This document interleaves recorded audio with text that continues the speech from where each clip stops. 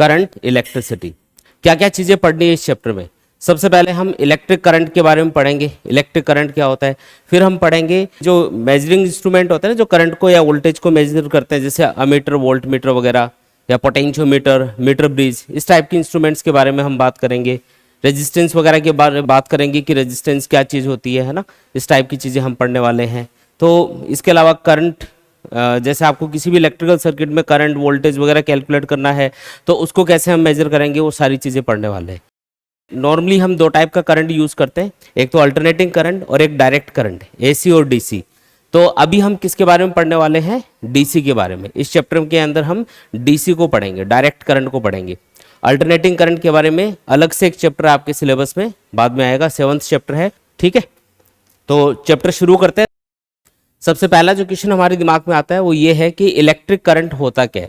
भाई electric current किस चीज़ को बोलते हैं? तो इसको समझने के लिए मैं एक एग्जांपल दे रहा हूँ। सपोज करो कि हमारे पास कोई वायर है, कोई मेटल का वायर है, और आपको पता है कि मेटल्स के अंदर बहुत सारे फ्री इलेक्ट्रॉन्स होते हैं। जितनी भी मेटल्स होते हैं ना, उसमें बहुत सारे फ्री इलेक्ट्रॉन्स होते हैं। जो फ्री इलेक्ट्रॉन्स हैं वो रैंडमली कंडक्टर के अंदर या मेटल वायर के अंदर घूमते रहते हैं इधर उधर। अब मान लो कि मैंने इस मेटल वायर को किसी वोल्टेज सोर्स से कनेक्ट किया हुआ है। किससे कनेक्ट किया हुआ है? एक वोल्टेज सोर्स या बैटरी से कनेक्ट कर दिया। मान लो कि ये वाला जो सिरा है वायर का, इसको हम बैटरी के नेगेटिव टर्मिनल से कनेक्ट कर रहे हैं और इस वाले सिरे को हम बैटरी के पॉजिटिव टर्मिनल से कनेक्ट कर रहे हैं। तो इससे क्या होगा? ये जो इलेक्ट्रॉन्स हैं जिनके ऊपर नेगेटिव चार्ज होता है, ये इस नेगेटिव टर्मिनल से रिपेल होंगे और पॉजिटिव की तरफ अट्रैक्ट होंगे। तो ये सारे के सारे इलेक्ट्रॉन मूव करना स्टार्ट कर देंगे। कौन सी डायरेक्शन में ये मूव करेंगे? तो नेगेटिव से रिपेल हो रहे हैं और पॉजिटिव से अट्रैक्ट हो रहे हैं, तो ये नेगेटिव से पॉजिटिव टर्मिनल की तरफ मूव कर रहे होंगे। वायर के अंदर इनका जो मूवमेंट होगा वो किधर से किधर होगा? नेगेटिव टर्मिनल से पॉजिटिव टर्मिनल की तरफ होगा बैटरी के। अब इस वायर का कोई क्रॉस सेक्शनल एरिया में कंसिडर कर रहा हूँ। सपोज करो ये इसका कोई क्रॉस सेक्शनल एरिया है जहां से मुझे कुछ इलेक्ट्रॉन मूव करते हुए दिखाई दे रहे हैं, यानी कि उस चार्ज मूव करता हुआ दिखाई दे रहा है। अगर हम इस चार्ज की फ्लो रेट कैलकुलेट करें, फ्लो रेट का मतलब होता है कितना चार्ज पर सेकंड इस क्रॉस सेक्शनल एरिया से पास हो रहा है, तो उस फ्लो रेट को ही हम क्या बोलते हैं? इलेक्ट्रिक करंट बोलते हैं। The flow rate of electric charge is called electric current. यानी कि हम लिख सकते हैं कि अगर इस क्रॉस सेक्शनल एरिया से टी टाइम के अंदर क्यू चार्ज पास हो रहा है, टी टाइम के अंदर कितना चार्ज पास हुआ? क्यू। तो यहाँ पे चार्ज की जो फ्लो रेट है वो होगी क्यू बाई टी के बराबर, और इसी क्यू बाई टी को, इसी रेशियो को हम क्या बोलते हैं? इलेक्ट्रिक करंट बोलते हैं। इलेक्ट्रिक करंट का मतलब होता है the flow rate of electric charge, किस रेट से चार्ज फ्लो हो रहा है उसी का नाम क्या होगा? Electric current. तो फॉर्मूला क्या बन गया करंट का? I equal to Q by T. अच्छा, ये जो करंट है इसको हम एवरेज करंट बोलेंगे। कौन सा करंट बोलेंगे?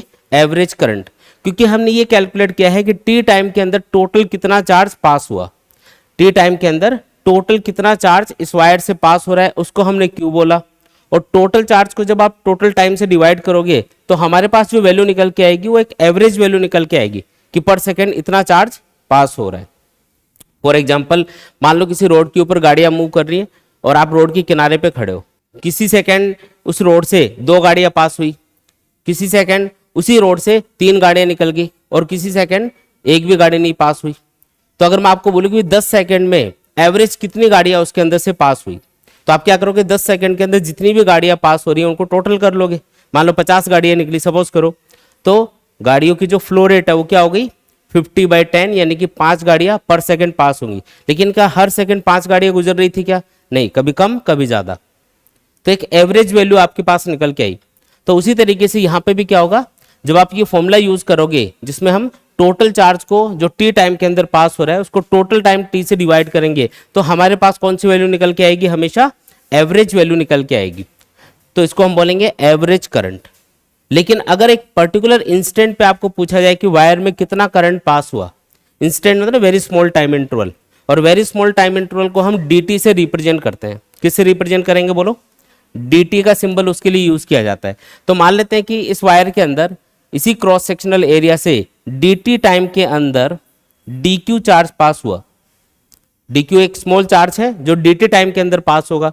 तो इस क्रॉस सेक्शनल एरिया पे या इस पॉइंट के ऊपर जहां पे ये क्रॉस सेक्शनल एरिया हमने कंसिडर किया है, यहां पे इलेक्ट्रिक करंट कितना होगा इस इंस्टेंट पे? dt यहाँ पे बहुत छोटा टाइम है, तो फॉर्मूला तो वही रहेगा, चार्ज अपॉन टाइम। तो डी क्यू चार्ज पास हुआ, डी टी टाइम उसको पास होने में लगा, तो ये जो करंट अपने पास निकल के आएगा इसको हम बोलेंगे इंस्टेंटेनियस करंट। कौन सा करंट है ये? इंस्टेंटेनियस करंट है। तो दो टाइप से हम करंट को डिफाइन करते हैं, तो एवरेज करंट होता है जो total charge upon total time के बराबर होगा, और दूसरा कौन सा करंट होगा? इंस्टेंटेनियस करंट, जो एक स्मॉल टाइम इंटरवल के लिए, एक इंस्टेंट के लिए कैलकुलेट किया जाएगा किसी एक पर्टिकुलर इंस्टेंट पे। जैसे आपको पूछ रहे ना कि एक वायर है उसके अंदर t इक्वल टू 2 सेकेंड पे करंट बताओ, तो 2 सेकेंड क्या है? जैसे एक इंस्टेंट है। तो वायर के अंदर जो एक इंस्टेंट पे करंट पूछा जाता है ना, वो होता है इंस्टेंटेनियस करंट। ये है वो करंट, इंस्टेंटेनियस करंट बोलेंगे इसको। और अगर एवरेज करंट पूछा जाए तो हम ये वाला फॉर्मूला यूज करेंगे, ठीक है। जो इलेक्ट्रिक करंट है उसकी ऐसा यूनिट क्या होगी? ये जो फॉर्मूला है इससे भी बता सकते हैं हम। जो इलेक्ट्रिक करंट है उसकी ऐसा यूनिट होती है कूलाम पर सेकेंड। चार्ज की जो यूनिट है, ऐसा यूनिट, वो क्या होती है? कूलाम। टाइम की सेकंड, तो कूलाम पर सेकंड लिख सकते हो, या फिर इसको एम्पियर में भी आप मेजर कर सकते हो। दो यूनिट हम इसके लिए यूज करेंगे इलेक्ट्रिक करंट को मेजर करने के लिए। कौन कौन सी दो यूनिट है? एक तो कूलाम पर सेकंड और दूसरी यूनिट क्या है? एम्पियर। दो तरीके से मेजर कर सकते हैं। अच्छा, जो इलेक्ट्रिक करंट है वो वेक्टर क्वांटिटी है या स्केलर क्वांटिटी है? ये भी देख लेते हैं भाई। जो इलेक्ट्रिक करंट है वो वेक्टर क्वांटिटी है या स्केलर क्वांटिटी? समझते हैं इसको। देखो, मान लो कि ये कोई वायर्स हैं जो आपस में कनेक्टेड हैं। इस वायर में इधर से I1 करंट आ रहा है, इधर से I2 करंट आ रहा है, और इधर से I3 करंट बाहर जा रहा है। अगर मुझे इस पॉइंट के ऊपर टोटल करंट कैलकुलेट करना हो कि कितना करंट आया, तो मैं ये जो I1 और I2 करंट है इसको डायरेक्टली ऐड करूंगा। मतलब इसके लिए मुझे कोई वेक्टर एडिशन वाले फॉर्मूले यूज नहीं करने। यानी कि यहाँ पे जो इलेक्ट्रिक करंट है वो एक स्केलर क्वांटिटी होनी चाहिए, क्योंकि जब आप उसको ऐड कर रहे हो, आप उसको जोड़ रहे हो, तो आप उसके लिए कोई भी वेक्टर एडिशन वाले फॉर्मूले यूज नहीं कर रहे हो। तो याद रखेंगे कि जो इलेक्ट्रिक करंट है वो स्केलर क्वांटिटी होती है, क्योंकि वो वेक्टर एडिशन लॉ को फॉलो नहीं करती। तो फिर ये एरो का सिंबल क्यों लगा रखा है? ये तो वेक्टर क्वांटिटीज होती है उनके ऊपर लगता है। इसकी भी हम बात करेंगे अभी। तो क्योंकि ये वेक्टर एडिशन लॉ को फॉलो नहीं करता करंट, इसलिए हम इसको स्केलर कंसिडर कर रहे हैं। तो आपको याद रखना है करंट क्या है? स्केलर क्वांटिटी है, ठीक है। ये बहुत बार पूछा जाता है कि करंट वेक्टर क्वांटिटी है या स्केलर क्वांटिटी है। तो करंट हमेशा स्केलर क्वांटिटी माना जाएगा, क्योंकि ये वेक्टर एडिशन लॉ को फॉलो नहीं करता। बात समझ में आई क्या इतनी? ठीक है। अब हम ये बात करते हैं कि जो इलेक्ट्रिक करंट है उसकी हम डायरेक्शन किस हिसाब से डिसाइड करेंगे। किसी भी वायर में अगर करंट फ्लो रहा है तो उसकी डायरेक्शन आप किस तरीके से डिसाइड करोगे। इसके लिए एक वायर हमने कंसिडर किया है यहाँ पे, और मान लो इसको हमने एक बैटरी से जोड़ा हुआ है। ये बैटरी का नेगेटिव टर्मिनल है, ये पॉजिटिव टर्मिनल है, और ये कोई वी पोटेंशियल डिफरेंस या वी वोल्टेज की बैटरी हमने यहाँ पे लगा रखी है। ये जो वायर है इसके दोनों सिरों के बीच में जो पोटेंशियल डिफरेंस है वो यहाँ पे वी अप्लाई किया हुआ है हमने। वी मतलब पोटेंशियल डिफरेंस। जो इस बैटरी के दोनों टर्मिनल्स हैं उनके बीच में जो पोटेंशियल का डिफरेंस है वो वी वोल्ट है। जैसे ये 10 वोल्ट की बैटरी है तो इन दोनों टर्मिनल्स के बीच में पोटेंशियल डिफरेंस कितना है? 10 वोल्ट के बराबर है। इसमें जो ये पॉजिटिव टर्मिनल है ये हमेशा हाई वोल्टेज को बताएगा, और ये जो नेगेटिव टर्मिनल है ये हमेशा लो वोल्टेज को या लो पोटेंशियल को बताएगा। तो ये हाई पोटेंशियल वाला टर्मिनल है, ये लो पोटेंशियल वाला टर्मिनल है, और दोनों के बीच में डिफरेंस कितना है? वी वोल्ट का डिफरेंस है, ठीक है। अब ये जो वायर है इसके अंदर बहुत सारे फ्री इलेक्ट्रॉन्स होंगे। किसी भी मेटल वायर के अंदर नॉर्मल टेम्परेचर पे भी या किसी भी टेम्परेचर पे देख लो उसमें बहुत सारे फ्री इलेक्ट्रॉन्स पाए जाते हैं। ये जो फ्री इलेक्ट्रॉन है जब तक आप बैटरी कनेक्ट नहीं करोगे तब तक तो ये रैंडमली घूमते रहेंगे, और अगर रैंडमली घूमेंगे यानी कि इलेक्ट्रिक चार्ज अगर मूव करेगा तो करंट तो प्रोड्यूस होगा, लेकिन वो अलग अलग डायरेक्शंस में होगा। कोई इलेक्ट्रॉन इधर भाग रहा है, कोई इधर भाग रहा है, कोई इधर जा रहा है, तो इस वजह से जो करंट प्रोड्यूस हो रहा है वो अलग अलग डायरेक्शन में है। तो जब आप उसका टोटल करोगे तो कितना आएगा? 0 आएगा। लेकिन जैसे ही आप इसको बैटरी से कनेक्ट करोगे तो ये सारे के सारे इलेक्ट्रॉन एक ही डायरेक्शन में मूव करना स्टार्ट कर देंगे, क्योंकि ये नेगेटिव टर्मिनल क्या करेगा? इनको धक्का मारेगा, इधर से रिपेल करेगा, और ये वाला जो पॉजिटिव टर्मिनल है ये क्या करेगा? इसको अट्रैक्ट करेगा, है ना। इलेक्ट्रॉन्स पे नेगेटिव चार्ज है तो उनको अट्रैक्ट कर रहा है, तो ये सारे एक ही डायरेक्शन में मूव करने लग गए। इस तरीके से ये इलेक्ट्रॉन एक ही डायरेक्शन में मूव कर रहे हैं। अब इन इलेक्ट्रॉन्स के मोशन की वजह से जो करंट फ्लो होगा उसको हम बोलते हैं इलेक्ट्रॉनिक करंट। कौन सा करंट है ये? Electronic current.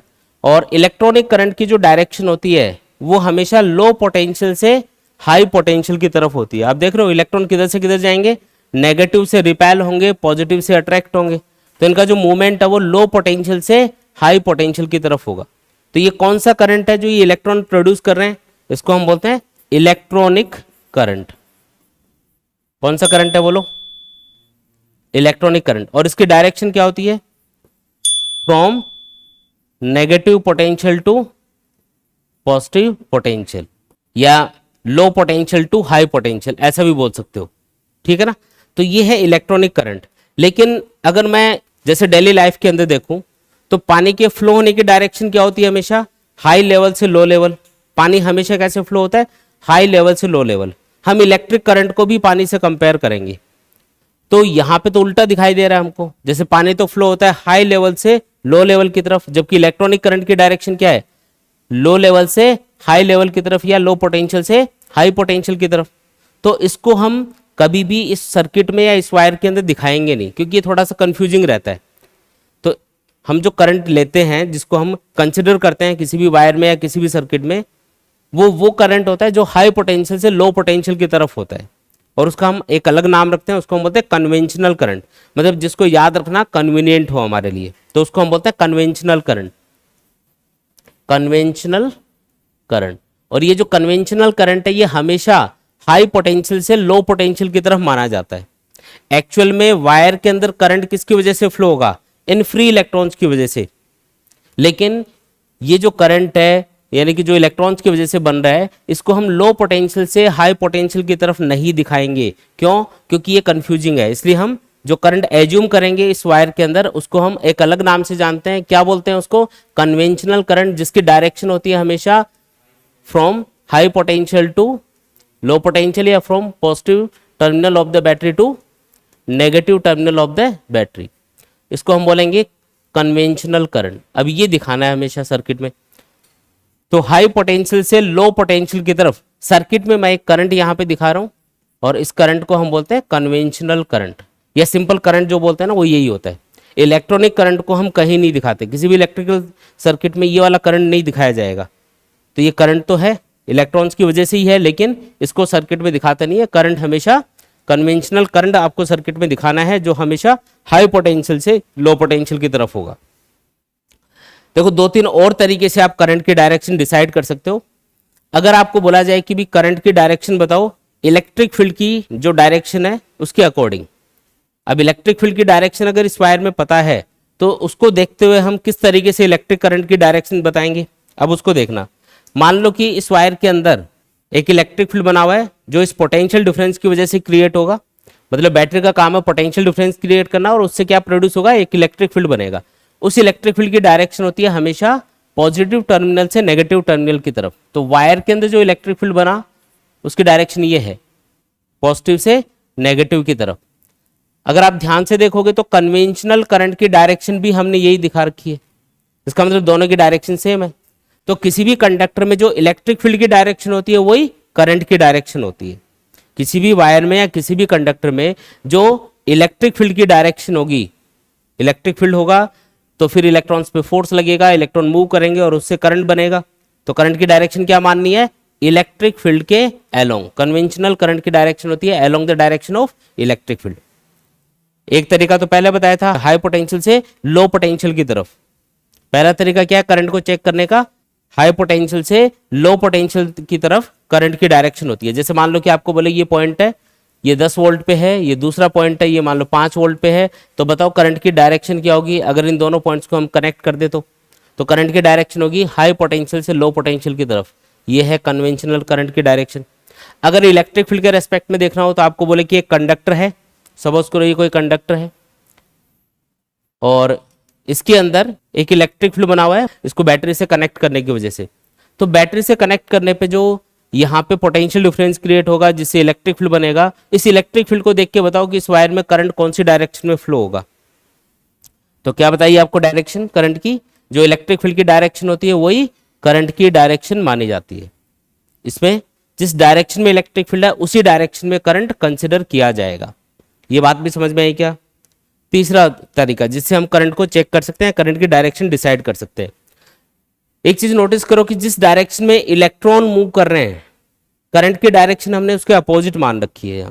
तो करंट की डायरेक्शन आप ऐसे भी बता सकते हो कि जिस डायरेक्शन में नेगेटिव चार्ज मूव करेगा, जिस डायरेक्शन में नेगेटिव चार्ज मूव कर रहा होगा, करंट हमेशा उसके अपोजिट डायरेक्शन में कंसिडर किया जाएगा। जिस डायरेक्शन में नेगेटिवली चार्ज पार्टिकल मूव करेगा, चाहे वो इलेक्ट्रॉन हो या कोई आयन हो, जिस डायरेक्शन में नेगेटिवली चार्ज पार्टिकल मूव करता है, करंट हमेशा उसके अपोजिट डायरेक्शन में होता है।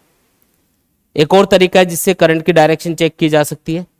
मान लो इस वायर के अंदर कुछ पॉजिटिव चार्ज है और वो मूव कर सकता है, ऐसा प्रैक्टिकली तो नहीं होता, लेकिन मान लो कि अगर इसके अंदर पॉजिटिव चार्ज होता तो उसके मूवमेंट की डायरेक्शन क्या होती इसके अंदर। अगर इसके अंदर इलेक्ट्रॉन्स की जगह पॉजिटिव चार्ज होता तो वो इस पॉजिटिव टर्मिनल से रिपेल होता और नेगेटिव से अट्रैक्ट होता, तो उसकी मूवमेंट की डायरेक्शन ये होती इधर से इधर, पॉजिटिव से रिपेल हो रहा है और नेगेटिव से अट्रैक्ट हो रहा है। तो जो हमने कन्वेंशनल करंट की डायरेक्शन बता रखी है, क्या उसी डायरेक्शन में यहाँ पे पॉजिटिव चार्ज मूव कर रहा है? भाई इस कंडक्टर के अंदर अगर पॉजिटिव चार्ज मूव कर पाता तो कौन सी डायरेक्शन में मूव करता? इधर से पॉजिटिव से रिपेल होता और नेगेटिव से अट्रैक्ट होता, तो इधर से इधर मूव करता। और देखो कन्वेंशनल करंट की डायरेक्शन भी सेम है। इसका मतलब इलेक्ट्रिक करंट की डायरेक्शन उसी डायरेक्शन में होती है जिस डायरेक्शन में पॉजिटिव चार्ज मूव करता है। तो आप इसको ऐसे भी बता सकते हो कि अगर कोई भी पॉजिटिवली चार्ज पार्टिकल है और अगर वो मूव कर रहा है तो वो जो करंट प्रोड्यूस करेगा उसकी डायरेक्शन क्या होगी? जिस डायरेक्शन में वो मूव कर रहा है उसी डायरेक्शन में हम करंट की डायरेक्शन कंसिडर करेंगे। तो ये चार तरीके हैं जिससे आप इलेक्ट्रिक करंट की डायरेक्शन किसी भी जगह पे देख सकते हो। चारों तरीके याद रखने, चारों तरीके काम आते हैं अपने। कहीं पे हमको सिर्फ इलेक्ट्रिक फील्ड बताया हुआ होता है और बोलते हैं कि इसमें करंट किधर होगा, तो जो इलेक्ट्रिक फील्ड की डायरेक्शन है उसी डायरेक्शन में करंट मानना है। कहीं पे हमको दो पॉइंट्स बता रखे होंगे जिनका पोटेंशियल दे रखा होगा और पूछेगा कि इन दोनों पॉइंट्स के बीच में करंट कौन सी डायरेक्शन में फ्लो होगा, तो हाई पोटेंशियल से लो पोटेंशियल की तरफ। किधर से किधर होगा? हाई पोटेंशियल से लो पोटेंशियल की तरफ। तीसरा तरीका क्या है? जिस डायरेक्शन में नेगेटिव चार्ज या इलेक्ट्रॉन मूव करेंगे हमेशा करंट उसके अपोजिट डायरेक्शन में आपको कंसिडर करना है। ये तो बहुत ज्यादा काम आएगा, ठीक है। और फोर्थ तरीका क्या बताया? जिस डायरेक्शन में पॉजिटिव चार्ज मूव करेगा इलेक्ट्रिक करंट भी उसी डायरेक्शन में कंसिडर करना है। तो इस तरीके से हम करंट की डायरेक्शन डिसाइड करते हैं, ठीक। कितने टाइप का करंट हम यूज करते हैं डेली लाइफ के अंदर? तो मेनली दो टाइप का करंट यूज किया जाता है। एक तो होता है एसी और एक क्या होता है? डीसी। एसी और एक होता है डीसी। एसी मतलब अल्टरनेटिंग करंट और डीसी मतलब डायरेक्ट करंट। अल्टरनेटिंग करंट वो करंट है जो टाइम के साथ में चेंज होता रहता है, एक फिक्स टाइम के बाद में वो चेंज होता है, डायरेक्शन वाइज भी चेंज होता है और मैग्नीट्यूड वाइज भी चेंज होता है, जिसको हम एक साइन वेव से रिप्रेजेंट करते हैं। इस तरीके से अल्टरनेटिंग करंट को रिप्रेजेंट किया जाता है। और जो डायरेक्ट करंट है वो टाइम के साथ में कांस्टेंट होता है। जो डायरेक्ट करंट है उसकी वैल्यू क्या होती है? टाइम के साथ में कांस्टेंट रहती है, वो चेंज नहीं होता। जैसे सेल या बैटरी से जो करंट प्रोड्यूस होता है या जो सोलर पैनल होते हैं उनसे जो करंट प्रोड्यूस होता है वो होता है डीसी। और जो एसी जनरेटर या डायनेमो है इससे जो करंट प्रोड्यूस होता है वो कौन सा है? वो है एसी या अल्टरनेटिंग करंट। तो अभी हम इस चैप्टर में डीसी के बारे में डिटेल में पढ़ेंगे। ये बहुत कम यूज किया जाता है क्योंकि कॉस्टली होता है, डीसी को प्रोड्यूस करने में ज़्यादा कॉस्ट लगती है, इसलिए हम इसको कम यूज करते हैं। अल्टरनेटिंग करंट को प्रोड्यूस करना ईजी होता है, चीप होता है, इसलिए हम इसको ज़्यादा यूज करते हैं। कितना ज़्यादा यूज करते हैं? तो 99% हम अल्टरनेटिंग करंट को यूज करते हैं डेली लाइफ के अंदर, और 1% से भी कम या 1% हम डीसी को यूज करते हैं। आप घर पे देख लो, अपने सारे इंस्ट्रूमेंट हम एसी से ही चलाते हैं अल्टरनेटिंग करंट से। घर पे जो सप्लाई आती है वो अल्टरनेटिंग करंट है। तो टीवी, फ्रिज, कूलर जो भी है, जितनी भी मशीनें हैं सारी, वो सारी इसी पे चलती है। डीसी को हम बहुत कम यूज़ करते हैं। किसी वॉच के अंदर यूज़ कर लिया, कोई ऐसी इन्वर्टर के अंदर बैटरी लगी होती है वो वहाँ पे यूज़ कर लिया, तो बहुत कम यूज़ करते हैं। मतलब बात समझ में आई क्या? चलिए जी आगे बढ़ते हैं। देखो अब अलग अलग टाइप के जो मटेरियल्स होते हैं उनके अंदर अलग अलग टाइप के पार्टिकल्स होते हैं, चार्ज पार्टिकल, जिनकी वजह से करंट फ्लो होता है। और उन चार्ज पार्टिकल्स को हम बोलते हैं चार्ज कैरियर्स। जैसे सॉलिड के अंदर अलग टाइप के चार्ज कैरियर्स होते हैं, मतलब अगर किसी सॉलिड मटेरियल में करंट फ्लो हो रहा है तो वो अलग टाइप के पार्टिकल्स की वजह से होगा। अगर किसी लिक्विड में करंट फ्लो हो रहा है तो वो अलग टाइप के पार्टिकल्स की वजह से होगा। किसी गैस के अंदर अगर करंट फ्लो हो रहा है तो वो अलग टाइप के पार्टिकल्स की वजह से होगा। तो उसको हमको स्टडी करना है कि अलग अलग टाइप के जो मटेरियल्स हैं उनमें कौन कौन चार्ज कैरियर की तरह काम करेगा। चार्ज कैरियर मतलब चार्ज को कैरी करने वाले पार्टिकल्स। जैसे इलेक्ट्रॉन एक चार्ज कैरियर होता है, क्योंकि इलेक्ट्रॉन पे चार्ज होता है, वो जहां भी जाएगा चार्ज को कैरी करेगा, अपने साथ लेके जाएगा। कोई आयन है पॉजिटिव या नेगेटिव, वो भी एक चार्ज कैरियर होता है, ठीक है, इस टाइप से। तो एक एक करके सारे मटेरियल्स की बात करते हैं। ये इंपॉर्टेंट भी है, इस पे 1 मार्क्स वाला क्वेश्चन बहुत बार पूछा जाता है कि इस वाले मटेरियल में कौन चार्ज कैरियर होगा, इसमें कौन होगा, उसमें कौन होगा। तो सबसे पहले हम सॉलिड्स की बात कर रहे हैं। सॉलिड में 3 कैटेगरी होती हैं। पहली कैटेगरी है कंडक्टर, दूसरी जो कैटेगरी है वो है इंसुलेटर, और तीसरी कैटेगरी क्या है, सेमीकंडक्टर। ठीक है, जो सॉलिड मटेरियल्स हैं उनमें हम 3 कैटेगरी में जो सॉलिड मटेरियल्स हैं उनको डिवाइड करते हैं। पहली है कंडक्टर, जितनी भी मेटल्स होती है वो कंडक्टर्स होती हैं। इनमें जो करंट फ्लो होता है कंडक्टर्स के अंदर वो फ्री इलेक्ट्रॉन्स की वजह से होता है। किसकी वजह से होगा, फ्री इलेक्ट्रॉन्स की वजह से। ठीक है, याद रखना है कंडक्टर्स के अंदर जब भी करंट फ्लो होगा तो फ्री इलेक्ट्रॉन्स की वजह से होगा। इंसुलेटर जैसे प्लास्टिक, वुड, ग्लास, सेरेमिक वगैरह, इनमें करंट फ्लो होता ही नहीं है। तो क्यों नहीं होता, क्योंकि इनमें कोई भी ऐसा पार्टिकल नहीं होता जो चार्ज को एक जगह से दूसरी जगह लेके जा सके। इनमें चार्ज का मूवमेंट नहीं होता। अगर चार्ज का मूवमेंट नहीं होगा तो करंट फ्लो नहीं होगा। तो इसमें नो चार्ज कैरियर्स। समझ में आया क्या, कोई चार्ज कैरियर नहीं होता किसमें, इंसुलेटर्स के अंदर। और सेमीकंडक्टर्स के अंदर, तो जो सेमीकंडक्टर मटेरियल होते हैं इनके अंदर एक तो फ्री इलेक्ट्रॉन और दूसरी चीज होती है होल्स। होल्स के बारे में हम डिटेल में आगे पढ़ेंगे। जो सेमीकंडक्टर मटेरियल होते हैं जिनमें करंट फ्लो हो भी सकता है और नहीं भी हो सकता, वो सिचुएशन पे डिपेंड करता है कि कितना वोल्टेज लगा रखा है उनके अक्रॉस, कितना टेम्परेचर उनका रखा हुआ है, उसके अकॉर्डिंग डिसाइड होता है। लेकिन जब भी सेमीकंडक्टर में करंट फ्लो होगा तो उसमें 2 टाइप के चार्ज पार्टिकल्स उसके लिए रेस्पॉन्सिबल होंगे। एक तो फ्री इलेक्ट्रॉन्स और दूसरी चीज क्या है, होल्स। ठीक है, होल्स की हम डिटेल में बात करेंगे आगे, एक बार तो नाम याद रखो आप। तो कंबाइंडली अगर पूछा जाए सॉलिड्स के अंदर चार्ज कैरियर कौन है, तो हम फ्री इलेक्ट्रॉन और होल दोनों बताएंगे सॉलिड्स के लिए पूछे तो, क्योंकि सॉलिड में ये तीनों ही चीजें आ गई।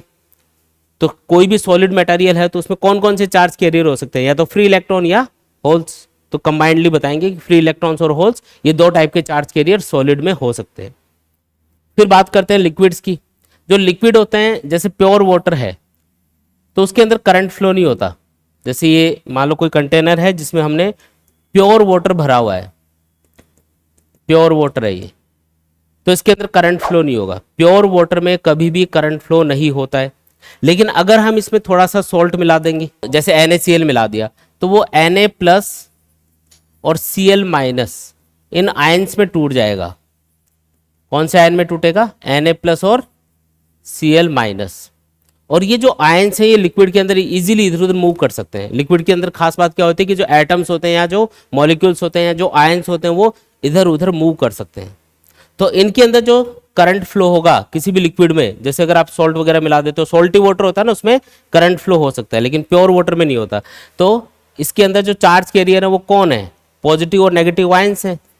तो पॉजिटिव एंड नेगेटिव आयंस ये क्या होंगे, चार्ज कैरियर होंगे। किसके अंदर, लिक्विड्स के अंदर, ये बताने हैं। ठीक है, तीसरी जो कैटेगरी है वो कौन सी है, गैसेस। गैसेस के अंदर नॉर्मल कंडीशन में या नॉर्मल वोल्टेज पे या नॉर्मल टेम्परेचर पे करंट फ्लो होता ही नहीं है। इसका मतलब ये एज ए इंसुलेटर काम करेंगी नॉर्मल टेम्परेचर नॉर्मल वोल्टेज के ऊपर। लेकिन अगर आपने गैसेस के ऊपर हाई वोल्टेज अप्लाई कर दिया, एट हाई वोल्टेज या हाई इलेक्ट्रिक फील्ड अप्लाई कर दिया, तो हाई वोल्टेज या हाई इलेक्ट्रिक फील्ड क्या कर सकता है, गैस के मॉलिक्यूल्स को पोलराइज कर सकता है। पोलराइज करने का मतलब ये मान लो गैस के मॉलिक्यूल्स हैं, तो हाई वोल्टेज के ऊपर एक हाई इलेक्ट्रिक फील्ड प्रोड्यूस होगा। वेरी हाई इलेक्ट्रिक फील्ड होना चाहिए, वेरी हाई वोल्टेज होना चाहिए। और उस हाई वोल्टेज या हाई इलेक्ट्रिक फील्ड की वजह से गैस के मॉलिक्यूल्स के अंदर जो एटम, जैसे गैस के मॉलिक्यूल या एटम्स हैं, तो उनके अंदर जो न्यूक्लियस के चारों तरफ इलेक्ट्रॉन चक्कर लगाने हैं उनके ऊपर एक फोर्स लगेगा। किसकी वजह से, हाई इलेक्ट्रिक फील्ड की वजह से। फोर्स का फॉर्मूला होता है ना F=Q/E। कोई भी चार्ज पार्टिकल अगर इलेक्ट्रिक फील्ड में रखा जाता है तो उसके ऊपर फोर्स लगता है F=Q/E। तो अगर आप इलेक्ट्रिक फील्ड बढ़ाओगे, अगर इलेक्ट्रिक फील्ड बढ़ाओगे तो इलेक्ट्रॉन्स पे लगने वाला फोर्स बढ़ेगा। अब होता क्या है कि हाई वोल्टेज के ऊपर या हाई इलेक्ट्रिक फील्ड के ऊपर जो इलेक्ट्रॉन्स है मॉलिक्यूल्स के अंदर, उनके ऊपर इतना फोर्स लगता है कि वो उस एटम या मॉलिक्यूल से बाहर निकल जाते हैं। कौन से वाले इलेक्ट्रॉन, जो आउटर मोस्ट ऑर्बिट के होते हैं, क्योंकि उन पे न्यूक्लियस का अट्रैक्शन फोर्स सबसे कम होता है। तो वो जो इलेक्ट्रॉन्स है आउटर मोस्ट ऑर्बिट के इलेक्ट्रॉन, वो मॉलिक्यूल से बाहर निकल जाएंगे। और अगर वो मॉलिक्यूल से बाहर निकल गए तो इस जगह के ऊपर फ्री इलेक्ट्रॉन्स डेवलप हो जाएंगे। और जिस एटम या मॉलिक्यूल से वो इलेक्ट्रॉन निकला होगा उसके ऊपर कौन सा चार्ज आएगा, पॉजिटिव। तो वो एक पॉजिटिव आयन में कन्वर्ट हो जाएगा। तो यहाँ पे दो टाइप की चीजें प्रोड्यूस हो गई। कौन कौन सी दो टाइप की? एक तो पॉजिटिव आयंस प्रोड्यूस हो गए और एक फ्री इलेक्ट्रॉन्स प्रोड्यूस हो गए। वैसी जगह जहाँ पे आयंस हैं, फ्री इलेक्ट्रॉन्स हैं, उसके अंदर तो करंट फ्लो हो सकता है। ये आपने जरूर सुना होगा कि हाई टेंशन लाइन होती है उसके पास में नहीं जाना चाहिए, क्योंकि उसमें दूर से ही करंट लग सकता है। हाई वोल्टेज वाली जो लाइन होती है 10,000 वोल्ट 50,000 वोल्ट वाली जो इलेक्ट्रिसिटी वाली लाइन होती है, जो सिटी के अंदर नहीं होती, सिटी के बाहर से जाती है बड़े बड़े पोल से, तो उस लाइन के पास में भी अगर हम चले जाए ना तो दूर से भी करंट लग सकता है, क्योंकि उस हाई टेंशन लाइन के आसपास की जो एयर है वो हाई वोल्टेज या हाई इलेक्ट्रिक फील्ड की वजह से आयोनाइज होती है, और आयोनाइज होने से वो एक कंडक्टिंग मीडियम की तरह बिहेव करती है, तो दूर से भी हम कांटेक्ट में आ जाते हैं, उसके करंट लग जाता है। तो इसलिए याद रखना है कि जो गैसेस हैं उनके अंदर चार्ज कैरियर कौन होंगे?